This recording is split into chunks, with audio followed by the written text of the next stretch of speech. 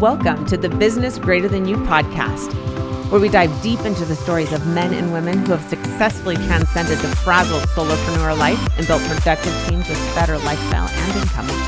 I'm Nelson Barss, the founder and owner of Utah Independent Mortgage Corp.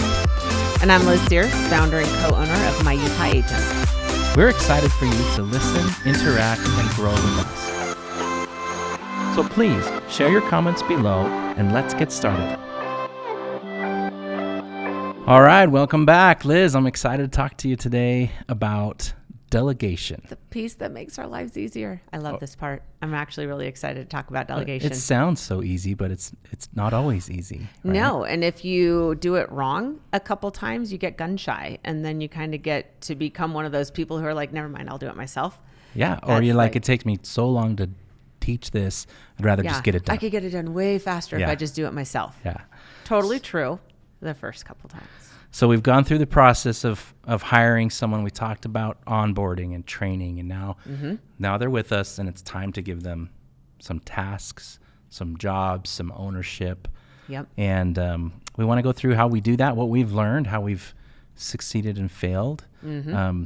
First of all, I think it might be nice to just get... I think it was failed and succeeded. Other order. I think some people on my team would still argue that I'm still failing waiting to succeed. The John Maxwell concept. You know, I was thinking about this. I have a couple different types of employees then I delegate differently to. Right. And let's talk about the spectrum, different levels of delegation. We talked about this before, the low-level delegation. Sometimes you'll hear it referred to as gopher delegation, right? Yep. It's, hey, go get this for me. I need you to do this one thing, go for this. And on the opposite end of the spectrum, the high-level delegation is complete ownership. Right. Which where also they're making decisions for you, they're representing you. Yeah, and accountability, right? Yes. And we'll talk about accountability as a big part of this process. But I have employees that are just the nature of their job. For example, my assistant sometimes does get gopher assignments. You know what? Actually, I have found that almost everyone in the company at a point or two in time might have a gopher delegation. And if we don't set the stage to begin with of, that may happen and we just need you to do it, then sometimes you can get pushback. I'm above that. Right. I shouldn't have to do that. Great point. Right? Well, and I feel bad sometimes assigning those type of things to someone if that wasn't really upfront. Like, hey, there's nothing that I'm not going to be able to ask you to do. If I need someone to stand by the shredder for 6 hours and shred one page at a time, so be it, right?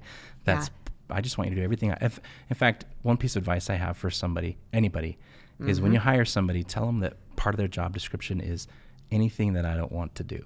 Right? If you can just get agreement on that, it's freeing, right? Because now it's like, okay, I just really don't want to be the one to do this. So here you go. I'd like to delegate this to you and free myself up for the things that I want to work on, right? Yep, exactly.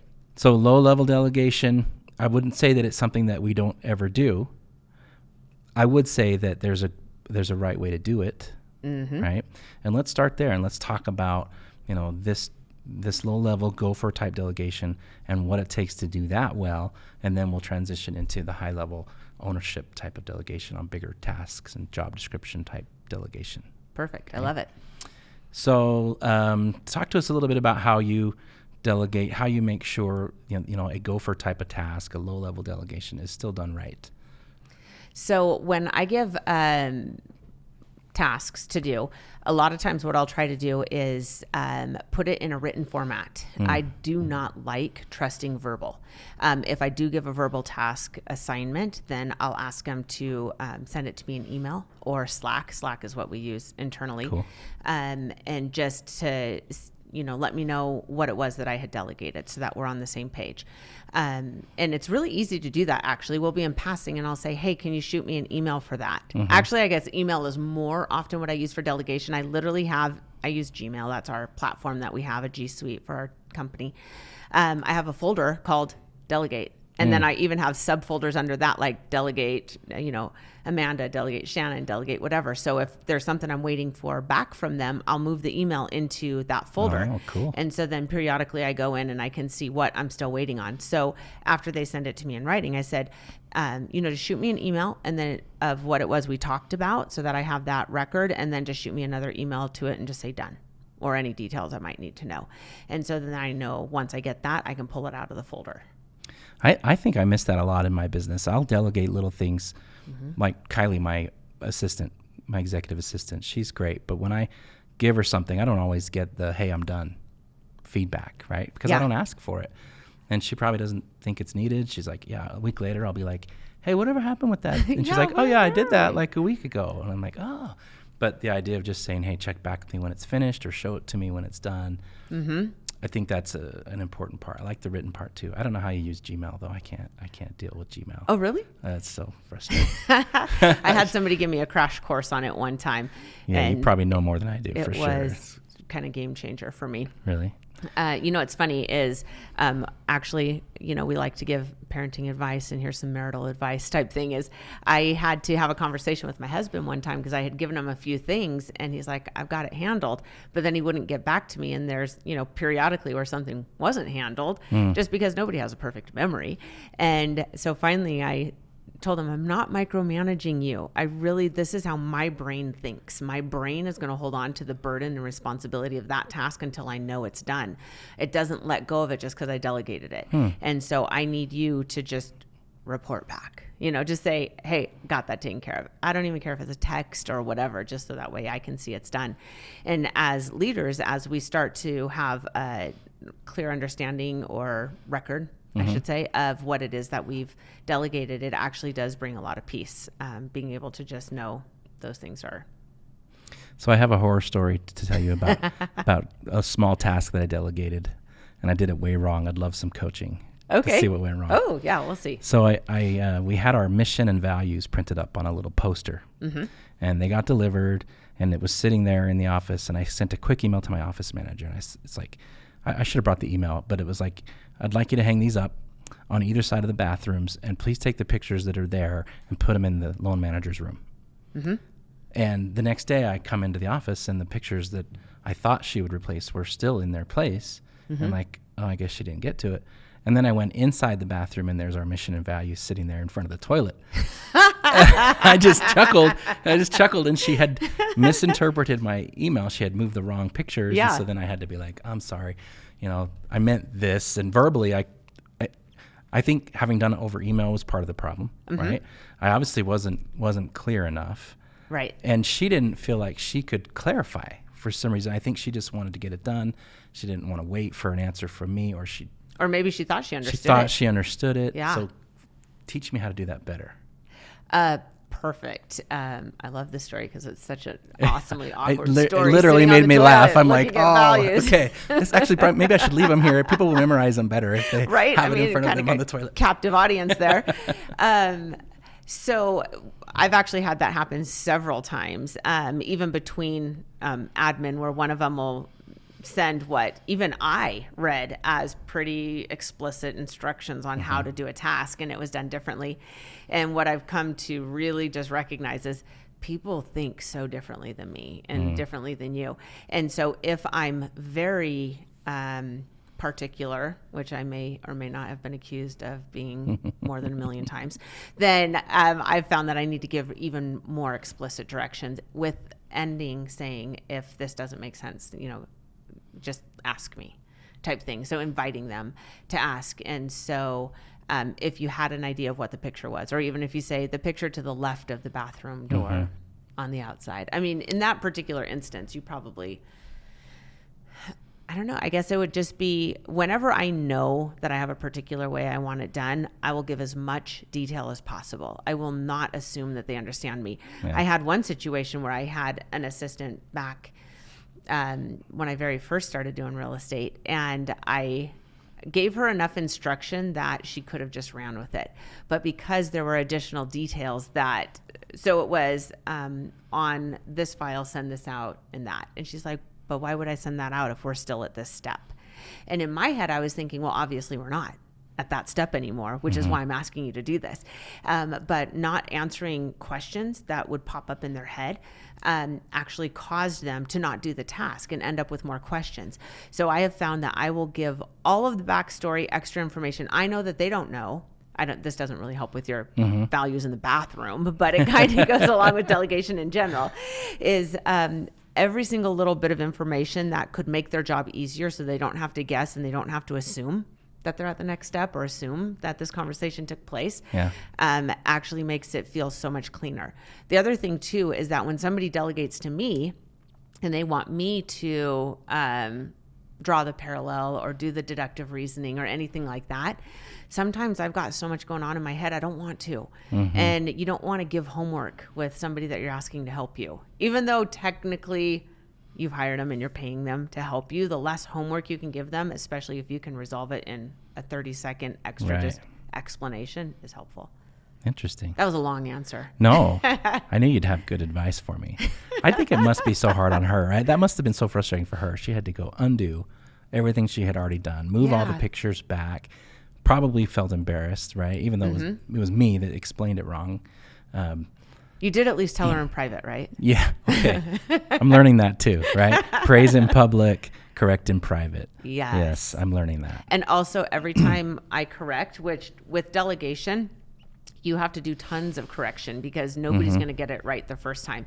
And so one of the things we do with delegation too is we just say, you're going to have questions. You might screw things up, with screw in, quotations. Is just that I will take almost all responsibility for that I didn't explain it well enough. I didn't train well enough. I didn't provide the systems well enough. And so long as you keep trying, this is totally going to work. Yeah. You almost have to reinforce a lot at the beginning, especially. Right? If you're going to correct, you need to be on solid footing. Yeah, and lots of compliments about the parts they did right. I had this week a little, I would say, failing when it comes to correction. Yeah. And I'm learning that when I try to squeeze things, oh my goodness, it was bad.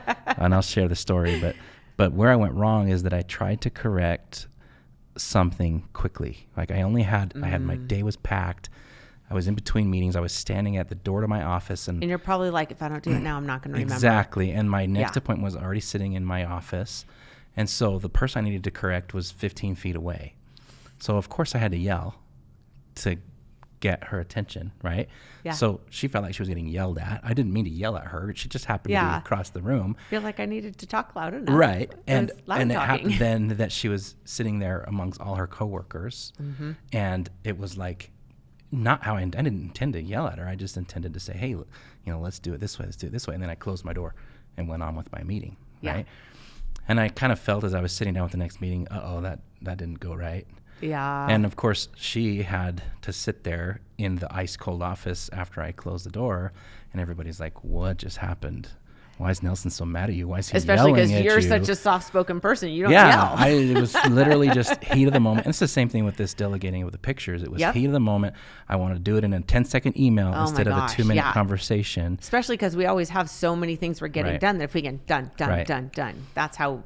So what I think what I have learned from these two experiences is don't try to squeeze something in to the wrong size moment, right? Right. A 20-second in between meetings is not the time to correct somebody. And especially if they're across the office and it sounds like you're yelling at them. Right.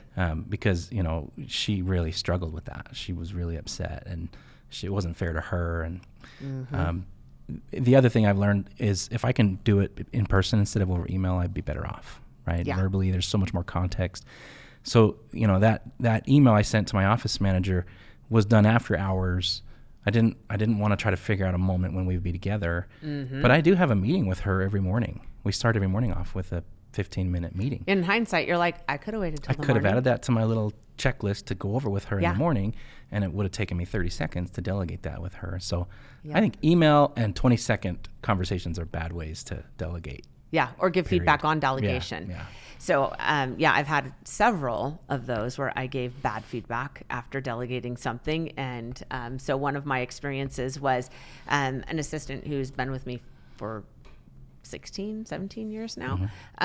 When Shannon and I teamed up, she had been so insanely competent with everything before that I assumed that she would be competent with these changes that we were making without even really thinking through the fact that this is a completely new dynamic. I'm having tons of conversations that she's not privy to. And so as I'm delegating things to her, I'm so used to her being able to read my mind. And now I didn't realize that by having a conversation and making a decision with someone else's input, now it's out of alignment with what she's used to. And as I would give her feedback or ask her to do things and it wasn't happening, I was not sandwiching my feedback with the delegation. I was just saying, hey, that, this is what happened. This is how it impacted me. This is, what I'd like to see instead, the same 3 steps I say a lot.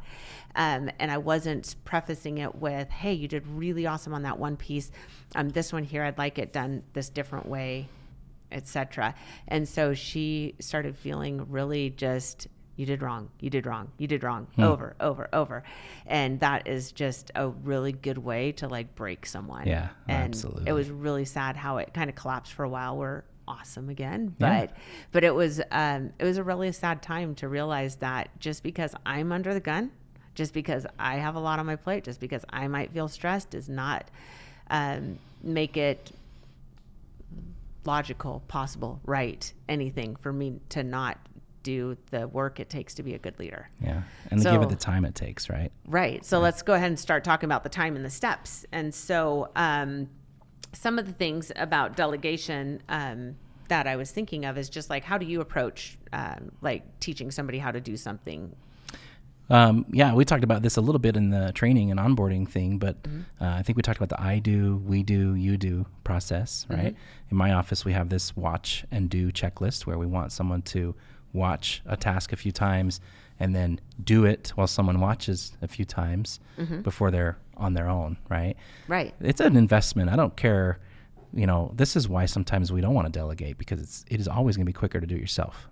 Right. In the moment, right? And you have to just appreciate the fact that you're investing in your future. You're taking the time to do the work together and then to watch them do it, and then you will have more time. Then the dividends come, right? Right. And you guys do that in your office as well, right? The I do, we do, you do. Yeah, and it's worked really, really well. So, at our office, we've done that approach a lot. So for one example, a common thing that we have one of our assistants do is help us with our email, because there's tons of stuff that come in the email that I really don't need to see. There's a lot of spam, or there's something about a particular file that they can just forward on to the transaction coordinator, or they could, whatever might need to happen, coordinate with title. There's even some stuff where it's just put it on my calendar, and then they're supposed to just look at my calendar, see if it's there. Yeah. So we'll sit down and like say, here's how to go through my email. These are the type of things to handle. Here's where you send it.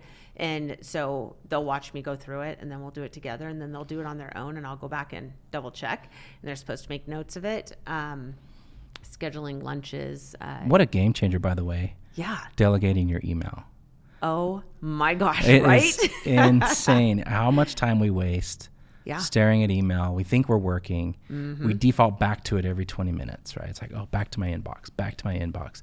And you almost live prisoner to it all day long. Right. And as soon as I was able to delegate my email, and I have an assistant who watches my email all day long, she does just what you said, right? Yep. But the way to delegate that, it's not just a quick, hey, who, what, where, when, how, why, right? Right. That might work for moving pictures around the office, mentally go through that checklist, the 5 W's. But now we're moving towards a higher level of delegation. This is ownership of something, right? Ownership of my inbox.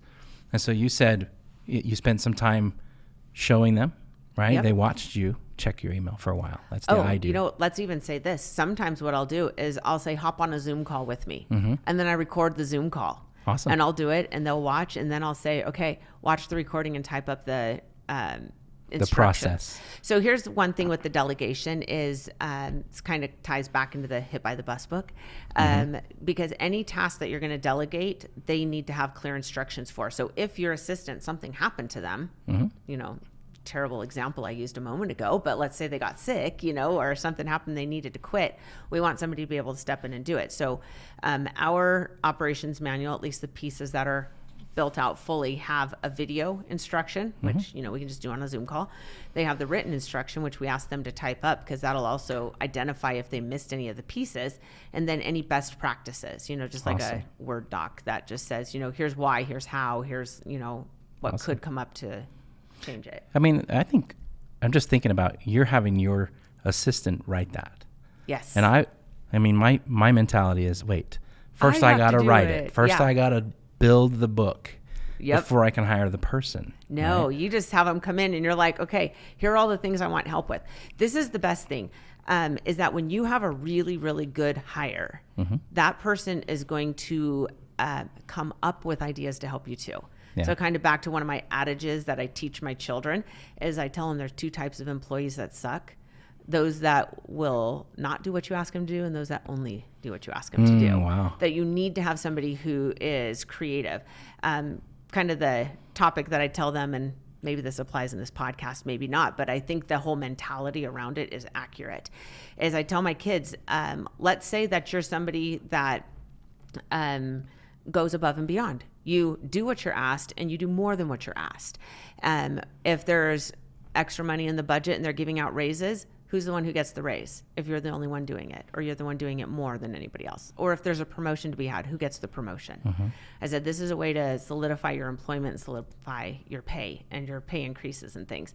And so if we teach that to our employees when they come, is that we want them to do what we ask and be a contributor. If they see a way to do it better, faster, easier, whatever, as I'm showing them my process, if they can see, wait, Liz is doing it the hard way. Maybe there's an easier way to do this. I want those ideas. I'm going to champion and be so excited for anything you bring to the table. I love it. Yeah. Nothing better to see. And I think this goes along with ownership too, right? So we're transitioning on this spectrum to this higher level of delegation where you've got someone and you've given them ownership of an entire piece of your business. Whether it's your email. For me, I have an assistant she owns my leads. Okay, That's so she's huge. a front-end assistant. She takes every lead and she follows up with them over and over again until they come and sit down with me at my desk. Till they buy or die. Yeah, pretty much. She also needs to give feedback to the person who referred the lead, right? And she's just, she's great. But what I've loved to see is that she's taking that piece and she's building out the checklist of what it means to own a lead. And every time we notice something that got missed, she's like, I'm adding that to my checklist. And she's got this humongous spreadsheet and she's just adding to it. This is what you're talking about, right? I'm seeing somebody just grab that and build it themselves. And that's where ownership comes from, right? When they're part of creating the process. When they love to see. So I was talking to somebody the other day about having an employee that takes ownership of their role.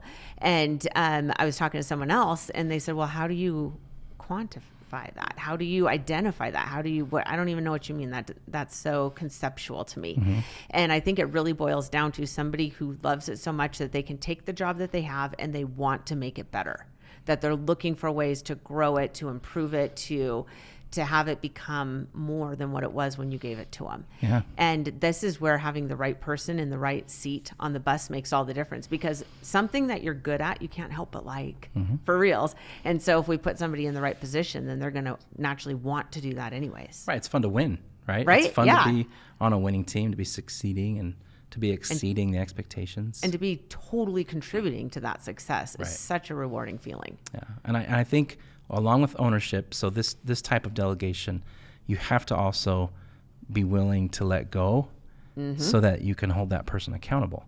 One of my problems has been I can't give anyone accountability because I'm too in the process with them still. I'm still needling them. I'm still change this, fix that, do it different. Oh, you're about to drop the ball. Let me get underneath you and hold it so that you don't drop it.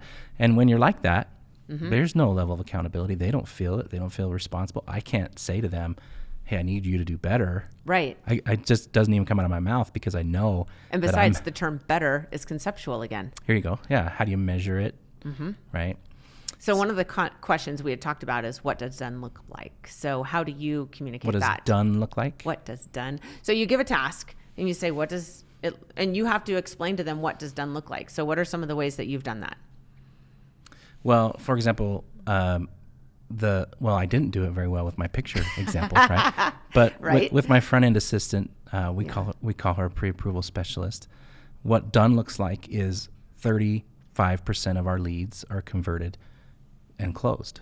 Perfect. Right? So we can track that, but she doesn't really feel accountable to that number if I'm too involved in the whole process. Mm-hmm. Right? Because then if it fails or succeeds, she can still blame you. And part of the conversion is me.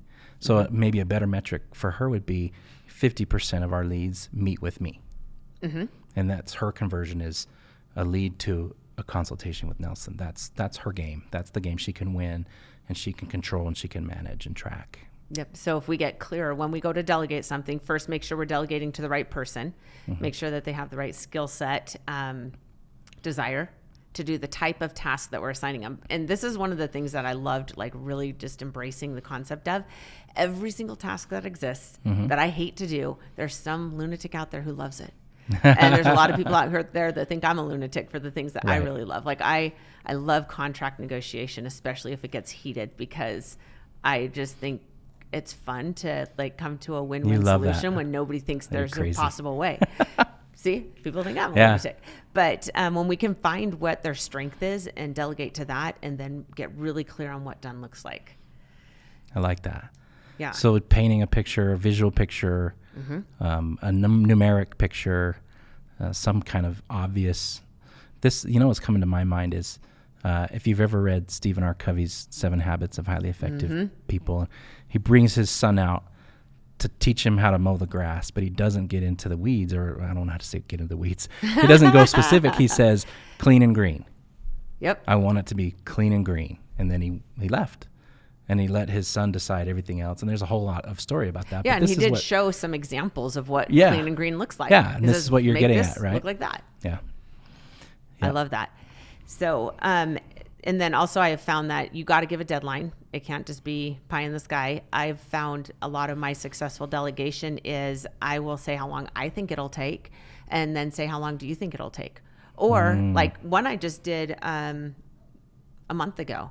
I actually said, I would like to have a new Google Calendar made with all of the team members' birthdays that I can click to view or not view. And then at a glance, I can see, boom, all the birthdays right there. Yeah. And I prefaced that delegated task with, this is not urgent, but I would like it done within the next month. Let me know when you think you can do it. And she came back and said I could have it done in a week. I said, okay, great.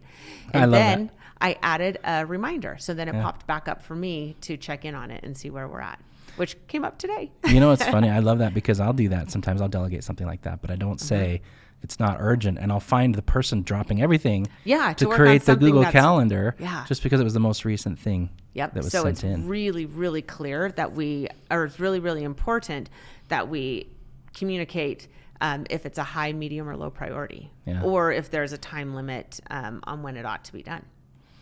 So can we talk about the higher level of delegation? Getting to a point on your team where something, even the entire process, can happen without you. Can you think of some examples of where you've seen that happen in your business, and tell us how you got there? Yep. So again, it's getting somebody who wants to be creative, who wants to be a contributor. I have found that in order to have the right person, you have to have also made it safe for them to fail. If you don't make it safe for them to fail, you're not going to get somebody who's going to really show up the way they need to.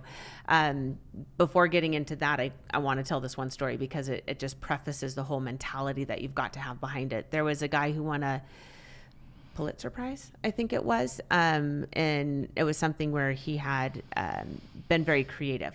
And somebody asked him once how he was able to, just try so many things.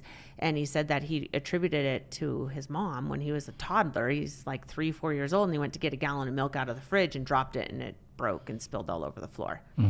And his mom said, well, it's already on the floor. We might as well play in it. And they played in the milk on the floor. Wow. Like, what parent does that? Nobody, And then she said, oh, right. Well, a very wise parent. A very wise parent. She said, okay, well, let's clean it up. And she taught him how to clean it up. And then she said, well, you learned how not to get the milk out of the fridge with little hands. Why don't we go practice the right way? And she just filled a jug up with water, went outside and taught him how to do that.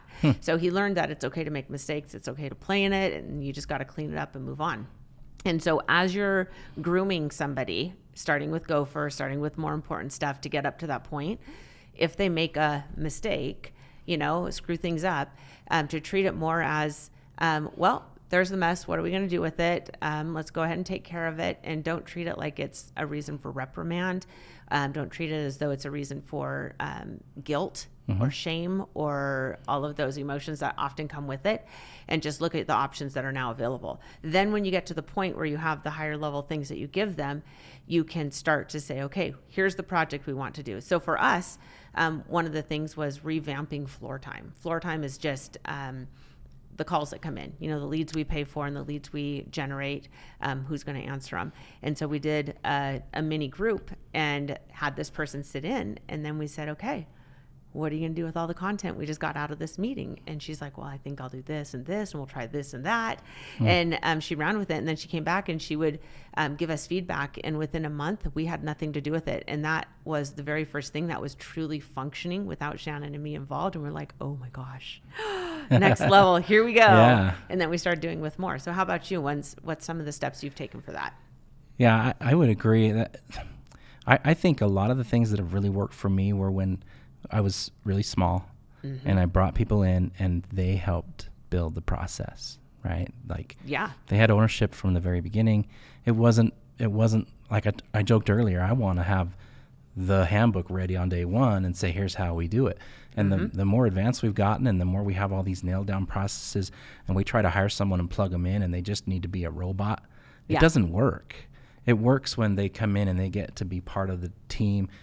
And they get to contribute their own knowledge and skills, and of course they have to be the right kind of person. You have to, one thing we've learned is that if you hire, these experienced, intelligent, sharp people, and they don't need as much checklist definition as the others, right? What's working really well in my office is the back end process, the delegation of. I've met with my client, we've locked their loan, and now it's time to process. It takes a month to go to closing. And or we have 3 weeks if you're Nelson Barss. It takes some people a month. I don't know about us, but we have loan managers who do the loan officer's job from that point to closing. They're not processors. They don't do the process. What they do is everything that I would do if I didn't have a loan manager, right? Yep. And that's the way I explained it when I hired our first girl, Dana, and she, worked very closely with me and learned how I did it and shadowed and watched and built her own process. And it has been such a game breaker for us because it's total trust, it's total ownership, and it's easy to measure whether the customer's happy or not, whether it closed on time or not. But as far as, I didn't do a whole lot of micromanaging for her, and she has been a rock star from day one with that process. And it's freeing. I don't have to say, hey, did you order that appraisal? Hey, did you call the client this week? Did you blah, blah, blah. I think another thing that kind of goes along with that is that if you wanted to know if an appraisal was ordered or if you wanted to know if the client was called, it's logged somewhere, isn't it? So that's the other piece of delegation, is having somewhere where the progress of a task is logged or the progress of a project is documented so that at any point in time you can get a pretty decent idea of where it's at. Yeah, we created a tracking system. They process the files in our loan system, but we spit out a report in real time that shows, which loans are behind schedule, which are ahead of schedule. And she uses it for her own sake every day. She'll pull it out and say, okay, this one is a day behind schedule, and she'll work on it. It's not even me managing. It's just a tool for her.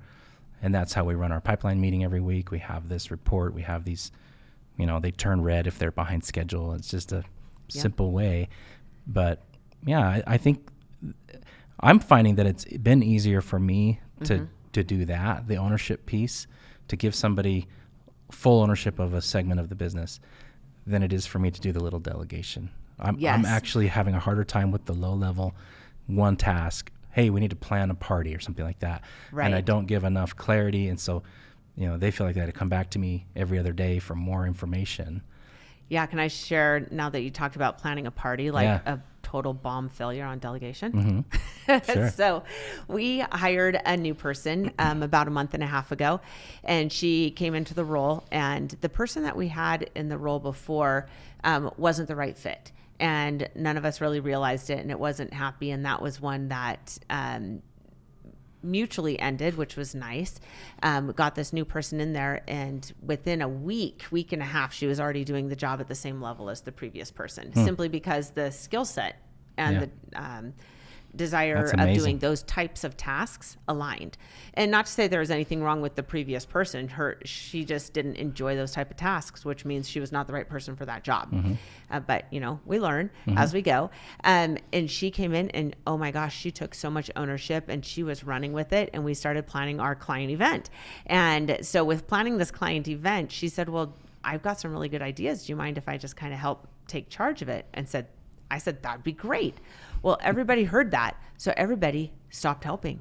And none of us realized that all of it fell on this poor, brand new person's plate. And then it was the week before the event, and we had another meeting, and Shannon and I were each going on business trips and vacations and things like that. So we both thought the other one was handling it. We both thought the admin staff was handling it. And Shannon shows up, it's like 5 days before, and no, it's not put together well enough at all. This poor girl had never been to one of our events. She didn't know the level that we do our events. And luckily we got rained out. So we had to postpone it 2 weeks. Luckily. And yeah, it was like, oh, thank you God for crying on our parade here, because we needed it. And so now everything is fine. But we all learned that even with bigger delegation things, we've got to have very, very good communication. So that particular one, the other thing too, is she did not volunteer to take on the whole project, but everybody chose to kind of interpret that's what it was. And in hindsight, it probably was mostly Shannon's and my fault. We didn't make sure that she had the support she needed, and we didn't assign it to anybody else. And so that, again, comes back to leadership. It sounds like a theme we got going on here, right? This should be a podcast where we just share all the ways we've learned and failed. All the ways we've done it wrong.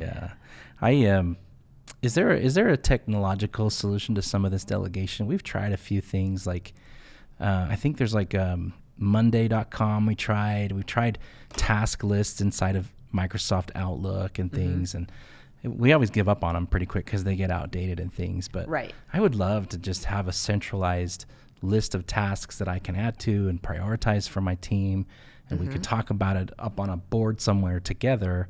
Have you done anything like that? No. You use your Gmail, like you said. I love that. Yeah, our head admin, like our director of operations, that's her new title, has something like that, where she has a list of projects that she's completed. As she completes them, she has a in progress, and then she has a not yet started, and then she keeps track of where she's at. Mine is kind of similar, but as leadership. Okay, let me just kind of break down a little bit of stuff. So Shannon and I originally were attending each of the meetings with each admin employee to say, okay, with what you're in charge of, transaction coordinating, with what you're in charge of, the financials, with what you're in charge of, we would go through everything. Where are you at? What's your big goal for the week? We always start off with good news because, or a joke or something like that, go through the projects, and we would pull up our notes from last time. So we could see kind of, the running trend of this. And then it got to a point where we had enough employees that we got too busy. And so then our admin that we had elevated to, kind of be a little bit more over operations, she started attending all those meetings, following the agenda we had set, referring back to the notes that she had from last time, and then she would compile an agenda for our leadership meeting. Wow. And so with that leadership meeting, then we would get the insight of what's going on in the different departments. That's been really good. Although we delegated wrongly to her, where we gave her some of the responsibility, but we didn't give her the authority to do it the right way. So that was another lesson that we learned with delegation at this higher level, is that it's got to be done not just with the responsibility, but also with the authority. And so we had to go back and kind of build her up in the team's eyes. And so that makes sense. Had to explain to the team why we had elevated her, Wow, that's very helpful. I can think of a lot of tasks that would have been easier for my office manager if I had taken the time to make sure she had the authority to really and that everybody else knew she had the authority. Everybody recognized her authority, because she's probably felt like she had to kind of get that authority through some kind of force of her own, right? She, by the way, that's one thing I love, is when you've got somebody who you're giving a lot of tasks to, and you see them create their own way of managing their tasks, right? She's got this great checklist. She uses her technology, but I've always asked, and I love to see when an employee comes to me and says, okay, you've given me a lot. Can you help me prioritize this list? And I've asked them to do that, because I don't want them to guess, like, oh yeah, the one that you just emailed me about is the one I'm going to do. The Google Calendar you're supposed to create, right? The birthdays. So often they'll come and say, okay, here's my huge list of everything you've given me over the last 2 weeks that I haven't gotten to. Help me prioritize. Tell me the top 3 things that I need to be working on right now. And you know what's nice about doing that too is that the more often that you'll go through the list with them, the more often that you'll put all of it down, is they'll start to recognize what's the pattern. You know, if I have these type of tasks on here, I now know those ones always need to be top priority. And oftentimes she'll bring out her list. We just did this a week ago, and we crossed half the things off. Like, oh, that was a month ago, and we don't need that anymore. Or someone else already did that, right? About. Or I already did that. So the return on investment. How many times do we? So this is something that I'm currently working on right now. I have hundreds of papers. That's probably exaggerating, but probably at least 20 papers of notes, you know, like full pages of notes of things that I've jotted down, tasks I need to do, or different things like that, or people to reach out to. And so what I'm working on now is going through, and now I need to also teach the people I've delegated to do the same thing, is the return on investment at least 2. If my effort I have to put in to do this task doesn't generate me twice as much benefit, it probably shouldn't be on my list at all, even if it's a good thing, even if it would accomplish something good. If my investment is not sufficient to get me at least double the reward, I have to start eliminating things off my plate. So another thing that I've realized is by me keeping all of these tasks, part of my investment now is I have to sort through all these tasks every time I try to decide what are my top priorities. So I'm making investment on tasks I've never even freaking done. I've never gotten. You never will. And I never will, because they're never going to hit the top of my list. So that's my project for now till the end of the year, is to not only go through everything that I have and taper it down, but to get so much more selective of what I put on my list, and so much more selective on what I delegate. And I'm starting to invite them to give me pushback. If you don't think the return is there, please question me, because maybe I didn't think it through all the way and I should have. So I'm going to teach you, and you're going to teach me. It's a partnership. So I have a thought in reverse of that. Have you ever had your team members try to delegate things back up to you? Yes. Like, delegation's not supposed to work that way. You can't delegate up. I get to delegate to you, but you can't. I have an agreement with my office manager. She didn't know what to ask permission to buy, right? And I remember hearing a podcast from Robert Miller. He does the story brand stuff. Love his stuff. And I shared with her, like, how many zeros are involved. I don't want to be involved in a decision that has 2 zeros, okay? $100 decision, a $500 decision. If it has 3 zeros, I could be involved, right? And someday I hope to move up to where I'm dealing with 5 zero decisions and 10 zero decisions. And you have somebody else and who's someone else can handle the 100 and 1,000. Yeah. I love it. And so right now she makes all the decisions with 2 zeros or less. And we know that someday I want to step it up and I'll not do it. But I'll walk around the office sometimes and I'll see, oh, everybody has a new keyboard. I didn't approve that. And I thought, oh, wait, those are less than 2 zero decisions or 3 zero decisions. She has authority to do that, and that's great, right? That is awesome. I love that. Yeah. Well, very good. Well, I think we've had a good discussion about delegation. Obviously, this is another part of the game where it's just growth, right? It's just experience and growth. But what a powerful tool! How it has changed my life. It has really changed my life to move past the go for delegation, to work toward, and it's not an instant thing. It takes months and years to get to this high level delegation where you have team members who can replace you, represent you, speak for you, and who feel pride and ownership in their part of the business. And, I think we've probably already talked about this sufficiently, but then again, I don't know if you can ever talk about this sufficiently, is if you want your people to have pride of ownership, if you want your people to take ownership, if you want your people to love their job and love what they're doing, there has to be constant, often, sporadic, and specific, like congratulations, attaboys, this is amazing. Feedback. Anytime you notice them do anything that is beneficial to the business, beneficial to you, beneficial to a client, you need to be, I have this little fly right here. Anytime that you see them do that, you have got to be, say, hey, Nelson, oh my gosh, that was so amazing how you did that. I think that was fantastic. This is how it impacted the client. That's totally going to get us more repeat business. I am so grateful that I work with you. I'm so grateful to have you on my team. Sending flowers, sending crumble cookies, writing a thank you note, leaving it on their desk, leaving a balloon and just saying, you totally made this person's day. You really represent our company well today.